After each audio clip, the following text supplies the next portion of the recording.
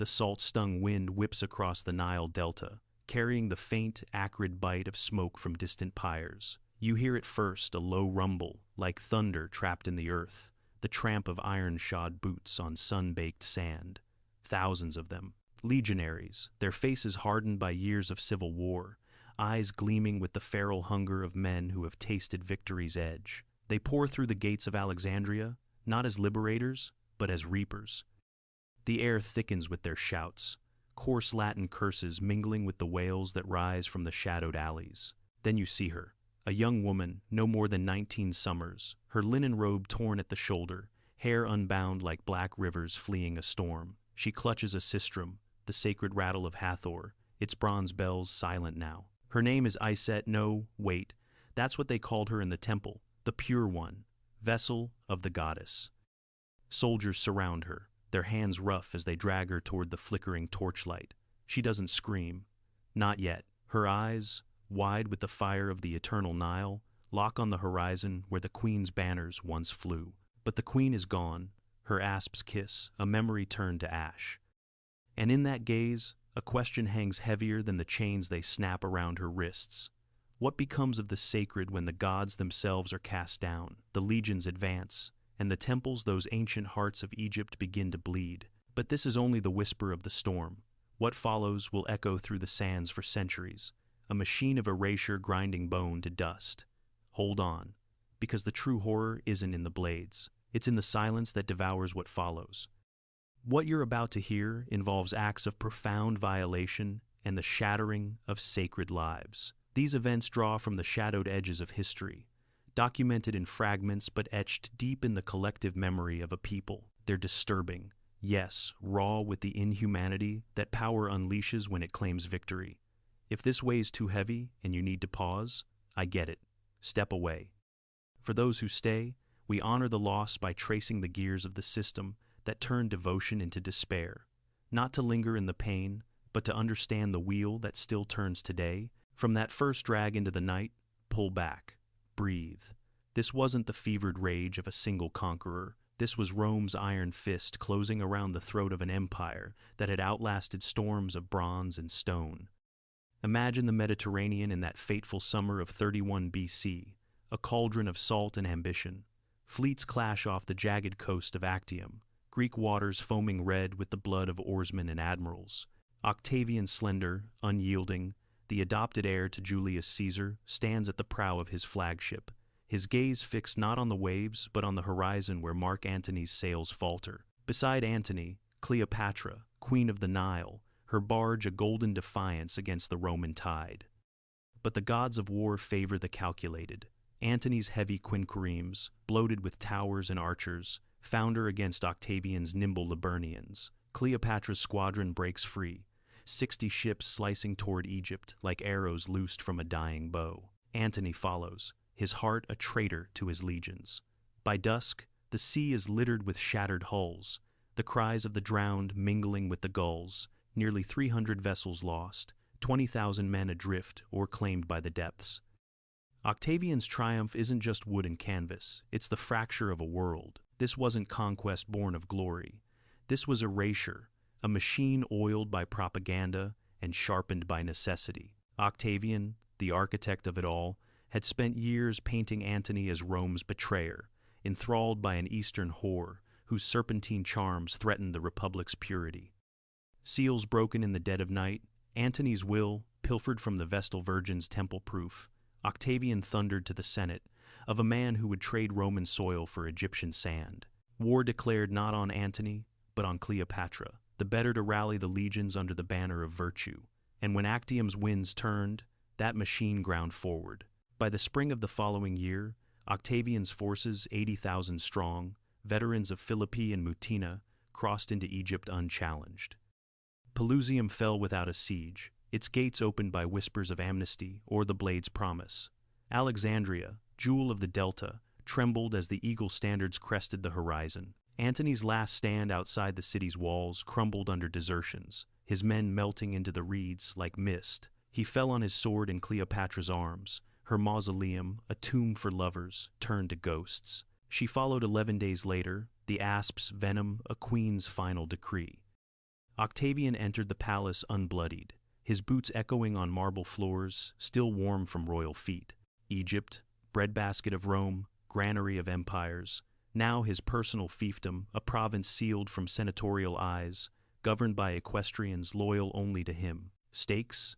Everything. For Rome, it meant stability, grain to feed the restless plebs, gold to gild the forum. For Egypt, it meant the end of pharaonic illusion, the Nile's floods measured not by gods, but by Roman ledgers. And echoing now, in every empire's shadow, where victory's price is paid by the silenced. But Octavian didn't build this machine in a day. To see its teeth, we must trace the man who forged them from boy to breaker of worlds. Gaius Octavius Octavian, to history's ledger, was born under a lucky star, or so the augurs claimed, in the villa-shadowed hills of Rome, 63 BC. Not to senators' thunder, but to the quiet ambition of equestrian father, a man who rose through praetorship on wit and coin, not blood. Young Octavian, pale and slight, dodged the fevers that felled stronger boys, his body a reed bending where oaks snapped, but his mind? A blade tempered early. At 12, he donned the toga virilis, his great-uncle Julius Caesar's eye already marking him for more than legacy.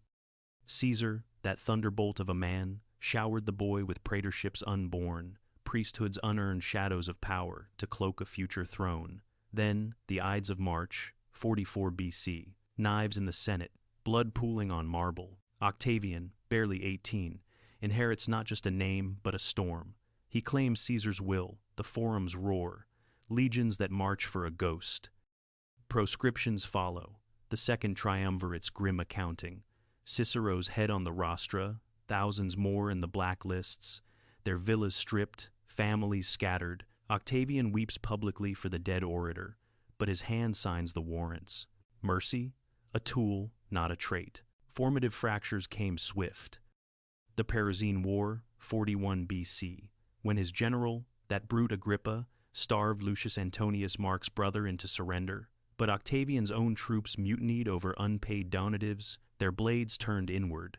He learned then, soldiers buy loyalty with gold, not gods. Then Mutina, 43 BC, where he demanded a triumph, while Decimus Brutus bled out in the mud ambition's first taste of isolation. Betrayed by the Senate he saved, he marched on Rome itself, a boy of 19 with 5 legions at his back. The lesson sank deep.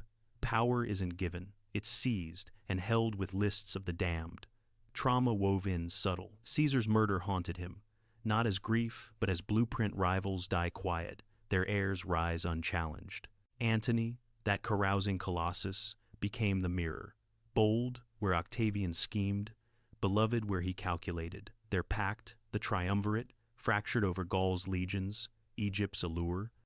By 36 BC, Lepidus exiled, Antony's eastern excesses donations to Cleopatra's brood, a will buried in Alexandria, crystallized the paranoia. Octavian wasn't born cruel. Rome birthed him in blood, forged him in the forge of civil strife. He saw enemies in shadows, because shadows hid daggers. And Egypt? Not land, but symbol the Orient's decadent pull. Antony's fatal flaw. To break it meant breaking her temples, her guardians, her sacred vows. The machine hummed louder. Then, the pivot. That autumn in Alexandria, 30 BC, as the queen's body cooled in her mausoleum, Octavian stood amid the spoils. Cedar chests brimming with emeralds, barge prows gilded like the sun. He could have feasted, paraded the children, Caesarean, that boy pharaoh shadow, already bound for the executioner's nod. But whispers reached him from the delta's veins. Priests in Thebes murmuring of resurrection, priestesses in Memphis weaving spells to summon Isis's wrath. Temples, those stone wombs of old gods, pulsed with defiance. Reports from scouts, sacred women, virgins pledged to Hathor and Isis, 20,000 strong across the land, daughters of scribes, widows of warriors, girls chosen at dawn for their unscarred souls, now rallying the faithful with sistrum shakes and Nile chants. Not armies, but anchors. If they held, Egypt's heart beat on. Octavian's counselors, Agrippa, that steadfast hammer, urged clemency. Bind them with grain quotas, not chains. But the young conqueror, eyes like polished obsidian, saw the calculus. Leave them, seeds of revolt, Spare them? Rome's triumph mocked. No, the machine demanded purity's purge. Strip the temples bare, he decreed, voice soft as a scalpel. Let the eagle claim what the asp guarded. Legions fanned out, not to burn outright that came later, but to harvest. The turning point wasn't a battle, it was a silence, the first sacred veil torn in a Theban forecourt. From there, the wheel turned inexorable, grinding devotion to dust, and in its spokes, a woman named Iset, high priestess of Karnak, would stand as the system's first true test. Dawn breaks over the Nile like a hesitant lover, the river's surface a mirror of lapis flecked with lotus blooms. It's early autumn, 30 BC, the air heavy with the scent of mud and myrrh, the kind that clings to your skin like a promise. Karnak sprawls before you, a forest of papyrus columns rising from the floodplains, their capitals blooming with stone lotuses that seem to drink the light. Pigeons coo from the hypostyle hall, their wings dusting the air with soft echoes. Pilgrims trickle in, farmers with barley offerings, mothers with infants wrapped in blue linen, their footsteps muffled on the sacred pave. This is the machine at rest, the pulse of Egypt before the eagle's shadow falls. Priests in leopard skins anoint the Nao, the god Amun's bark, gliding on oil-slick shoulders, and there, in the shadowed sanctuary of Hathor, Iset moves like river light. 24 years old, her skin the warm ochre of delta clay, hair braided with cowrie shells that whisper against her shoulders. Daughter of a Memphis potter, chosen at 12 for her voice, clear as the flood's first surge, she has served 5 years as Kanu, the veiled one, tending the goddess's flame. No man has touched her. Her body is the temple's, her songs the bridge to the divine. This morning, she scatters incense, her fingers tracing the reliefs of Queen's long dust, Hatshepsut offering to the cow-eyed mother, Nefertari dancing under starlit vaults. Iset dreams of such grace, her days a rhythm of chants and clay lamps lit at twilight. The other virgins, sisters in white, 200 here alone, gather round her, their laughter light as they share dates from clay bowls. Life, in the temple's embrace, feels eternal, but the air shifts. Hoofbeats on the eastern road, faint at first, then a drum like distant thunder. Scouts burst through the pylons, faces ashen. Romans, legions from Pelusium, they march with the queen's head on a pike. Panic ripples, but Iset steadies them, her voice the anchor. Hathor shields her daughters. To the inner courts, they bar the gates with cedar beams, priestesses forming a chain of white robes across the threshold. Hours crawl. The sun climbs, baking the stone until it hums. Then, the horns, Roman cornua, brassy and cold, slicing the heat. Octavian's vanguard crests the horizon, 5 cohorts, shields bossed with the SPQR, glinting like a locust swarm. At their head, a tribune named Lucius, broad as a gatepost, his cloak stained with Actium salt. Scarred from Parthian bows, he carries Octavian's writ, "Yield the temples, the old gods, kneel to the new order." The demand echoes off the obelisks, met by silence. Iset steps forward, sistrum raised, her chant rising like mist. Hathor, lady of turquoise, guard your pure ones.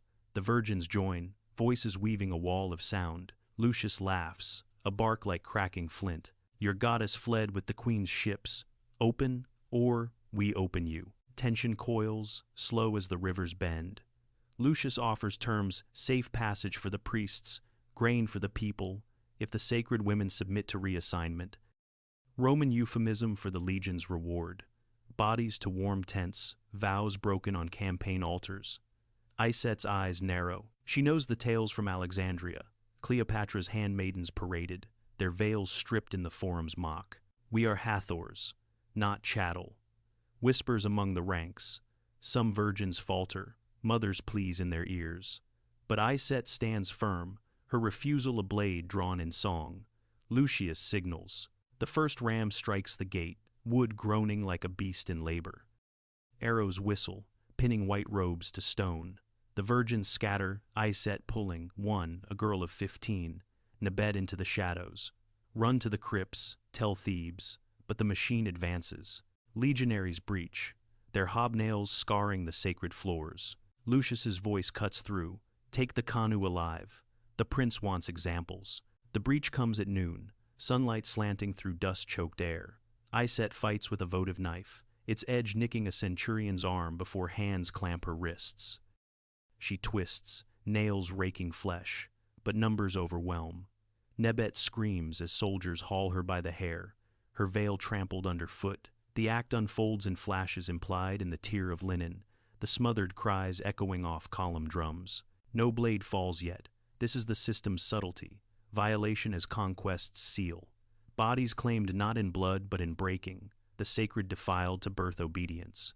Iset's last glimpse, her sistrum shattered under a boot, bells scattering like fallen stars. Then darkness, dragged to the wagons, ringed with torches. Word spreads on the Nile's tongue, swift as crocodile flash. In Memphis, priests huddle over papyri, inscribing laments on bark. The eagle devours the cow. Refugees flood the delta, tales whispered in reed huts. 20,000 virgins across the land, from Dendera to Edfu, herded like goats. Karnak's fall ripples whole convents emptied, their chants silenced.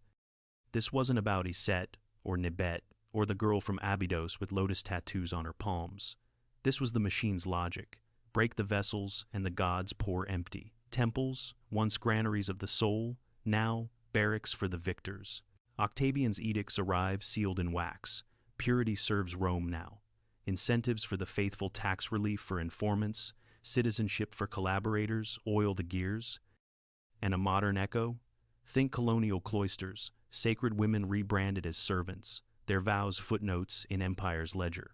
But in Egypt's veins, resistance simmers, whispers in Theban alleys.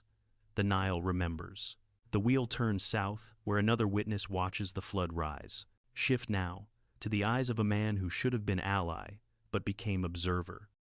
Cornelius, a grizzled optimate from the eastern provinces, veteran of Crassus's Parthian folly, now Octavian's reluctant prefect in the Delta marshes. He stands on a barge off Canopus, the air thick with jasmine and brackish rot, watching the machine's tendrils spread. It's 3 months after Karnak, the Nile swollen with autumn rains, papyrus boats bobbing like supplicants. Cornelius isn't butcher-born. His hands ache from scrolls, not swords.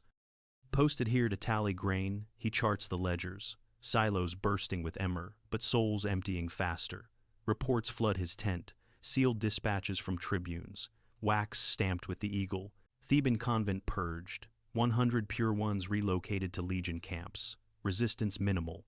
He reads by lamplight, the flame guttering like his conscience. Relocated, the word sours on his tongue. He knows the truth. Girls marched in chains to the quarries near Aswan, their bodies bartered for loyalty oaths, sacred tattoos inked over with Roman brands. The spread is methodical, a web spun from Alexandria's hub. Octavian's orders cascade, prefects to governors, centurions to decurions. Incentives dangle extra donatives for pacifiers, promotions for those who harvest without waste. Numbers swell in human measure, whole villages of temple attendants vanishing, their forecourts echoing with wind alone. From Dendera, Hathor's pleasure house, come tales of 50 sisters loaded onto river transports, their veils exchanged for rough wool. Cornelius visits one site, a minor Isis shrine near Naucratis, the air still scented with Kaifi incense. He finds the high priest, an old man with ibis-shaven head, huddled amid shattered statues. They came at moonrise, the elder rasps, eyes milky as the flood, took the youngest first, said it was for the empire's purity. Cornelius nods, quill scratching parchment, but his gut twists. A brief moment here, ironic as a scorpion's sting, the old priest offers him a libation, wine poured into a cup, forged from melted-down temple bells. They drink in silence, the vintage bitter with forgotten chants. Perspective bends further, to a survivor slipping through the reeds. In the shadow of Edfu's falcon gates, a woman named Selene, secondary to Iset's light, but no less flame, crouches in a fisherman's skiff. Mid-20s, her once golden bracelets pawned for bread, she paddles south under starlight, the Nile's current, a conspirator. She escaped the first wave, a priestess of Horus, her vows intact until the legionaries torched the outer walls. Now she carries fragments, a scar on her thigh from a whip's kiss, a scrap of papyrus with Iset's last hymn. The machinery hums around her incentives, turning neighbors to spies, reports climbing the chain to Octavian's ear. Edfu yields 80 virgins, morale high, But Selene sees the cracks. A centurion, drunk on Nile red, muttering of dreams where cow-headed women drag him under. Village is empty, yes, but whispers fill the void, magi in hidden chapels, brewing curses, mothers hiding daughters in granary pits. A breather here, quiet as the river's sigh. Selene pauses at dawn, dipping her hands in the water, watching ibises wheel against the pink sky. Beauty amid the break, a lotus unfurling, untouched by the flood. She smiles faintly, remembering Iset's laugh over shared figs. But the current pulls south, to Thebes, where the breaking waits. What Selene doesn't know yet, the machine's apex looms, and with it, a defiance that will scar even the eagle's wing. The Nile narrows as you drift south, the cliffs of Thebes rising like the god's own judgment, red sandstone veined with quartz that catches the winter sun like veins of fire. It's midwinter now, 30 BC bleeding into 29, the air crisp with Harmattan winds that scour the valley clean. Gebel el Silsila's quarries echo with picks, but deeper in, the Valley of the Kings slumbers under star-pricked skies. This is the climax's cradle, where the machine meets its mirror. Octavian's legions, swollen to 15,000 in the upper reaches, fan through the necropolises, their torches worming into tombs like grave robbers writ large. Thebes, heart of the two lands, pulses with 2,000 virgins still guardians of Mut and Khonsu, their convents honeycombed into the cliffs. Reports from the north have hardened the orders. No mercy for holdouts. Lucius, that same tribune from Karnak, commands here, his scar from Iset's knife a badge of grudge.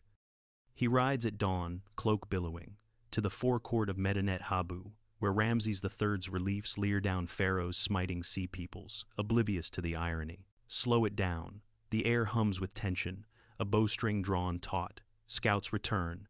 The priestesses bar the hypostyle. 200 strong, armed with staves and spells. Lucius dismounts, boots sinking in silt, the scent of Nile mud mingling with the sour reek of unwashed men. His legionaries form testudo, shields locked like a iron tortoise, advancing under pila volleys that clatter harmlessly off stone. The gates groan, but hold until rams fashioned from ship timbers from Actium pound like siege gods. Wood splinters, and the breach yawns. Inside, the virgins wait, white robes stark against ochre walls, sistra raised in a chorus that shakes the rafters. Isis of the throne, shield your thrones. Sensory flood, the copper tang of blood from a first clash, the acrid bite of pitch torches flaring, the low moan of wind through column gaps like the breath of the defeated. Lucius bellows, "Yield or yield your virtue." A young one barely flowered, face painted with sacred ochre, hurls a lamp, flames licking a standard-bearer's tunic. Chaos erupts, staves cracking on helmets, daggers flashing in torch glow. Time stretches, the crucial beat. Iset, dragged from Karnak's wagons, now stands chained in the forecourt, her eyes meeting Lucius's across the melee. She spits defiance. The Nile drowns empires. He signals, and the act crests not in gore, but in the shatter. Legionaries surge, hands grasping, robes parting like mist. Implication hangs heavy, bodies claimed en masse, sacred circles broken under the machine's weight, the air thick with muffled pleas and the grind of chains. No details linger. The wheel turns on impact. 20,000 souls across the land marked in that moment, convents from Elephantine to Esna, echoing the fall. But here's the crack, the overreach. In the frenzy, a priestess slips a dagger into Iset's hand. She lunges, not at flesh, but at Lucius's writ, the scroll igniting in holy fire. Flames leap to a banner, then a tent, the conflagration spreading to the outer pylons. Legionaries falter, hacking at blaze as if it were foe. Selene, from her skiff shadows, witnesses. The machine stutters, smoke veiling the stars. Iset falls, yes, struck down in the melee, but her spark endures. Lucius retreats, half his cohort singed, the purge half done. The breaking? Not the virgins, though their light dims. Not Octavian's will, unbent, but the system's illusion, Rome's order, revealed as chaos. Whispers rise from the ashes, the gods burn back, and in that flicker, the aftermath stirs. Octavian never set foot in Thebes, his triumph staged in Rome's dust 2 years hence, chariots drawn by Egyptian whites. Cleopatra's bust in chains, though her true form eluded the sculptors. Lucius returned north, promoted for pacification, his scars a map of grudges. The virgins? Scattered remnants, some bartered into Roman households, their songs traded for survival, others vanished into the desert, joining hermits who etched laments on potsherds. Selene reached Aswan's isles, birthing a line of Coptic nuns whose chants still echo in monastery walls. Egypt shifted, the Nile's flow rerouted through Roman aqueducts, grain ships groaning to Ostia laden with tribute. Temples stood, but hollowed priests pensioned, rituals taxed, the old gods whispering to fewer ears. Long term, the machine birthed stability. Augustus's Egypt, personal estate, fed the empire for centuries, its papyri logging censuses while pharaonic echoes faded. But, ironic twist, those very ledgers, meant to chain the land, preserved the hymn's fragments of Iset's voice on crumbling scrolls, smuggled south. What was forged to forget became memory's vault. Power pivoted, yes, but the wheel's grind left scars. A province prosperous yet peripheral, its daughters' silence the loudest legacy. Fast forward through the centuries, the sands shifting like secrets half buried. It's 1904, the Nile's banks buzzing with European trowels, when a French engineer named Gaston Maspero, director of antiquities, mustache like a pharaoh's beard, stumbles on a cache in a Theban tomb shaft. Not gold, but papyri, brittle as autumn leaves, unrolled in Cairo's dim labs. Hieratic script, ink faded but fierce, hymns to Hathor, lists of Kanu names, tallies of the relocated. 20,000, the estimate etched in reed pen fury, disputed by some historians' quibble, ranges from 15 to 25,000, the numbers blurred by temple fires and Roman bonfires. But the evidence sings, defiled sistra shards, votive scarabs stamped with Isis wings, buried hasty in cliff crevices. Maspero's team, sweating under kerosene lamps, pieces it, not random ravage, but systematic edicts carbon dated to Octavian's ink, matched to legion rosters from Actium's survivors. Tangible, human. A single hairpin, turquoise inlaid, tangled in a virgin's braidlock, found clutched in a child's fist. Wait, no, family spared the detail, but the reach implied. Nearby, in Dendera's undercroft, German excavators in the 1,930 seconds unearth a stele, cracked but clear.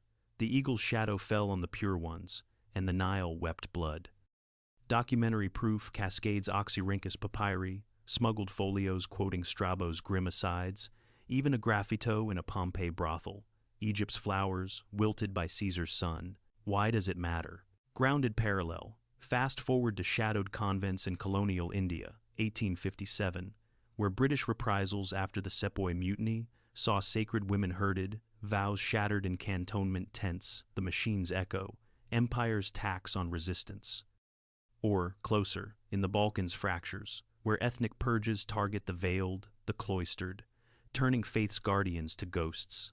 This teaches power's anatomy, not the sword alone, but the ledger, the incentive, the silence that follows the scream.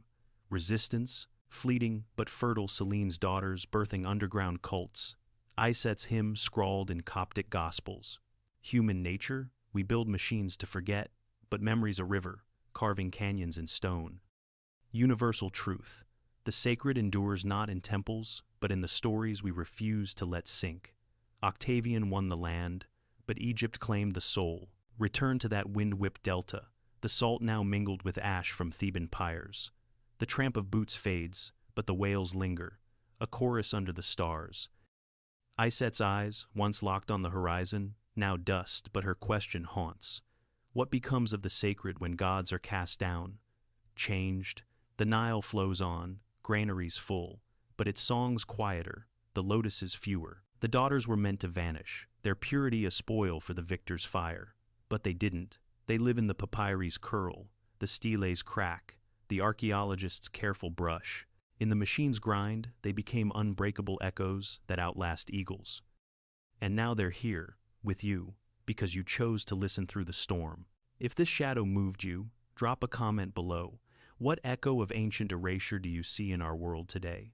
Your voice keeps these stories breathing. Thanks for staying. Now, let the silence settle.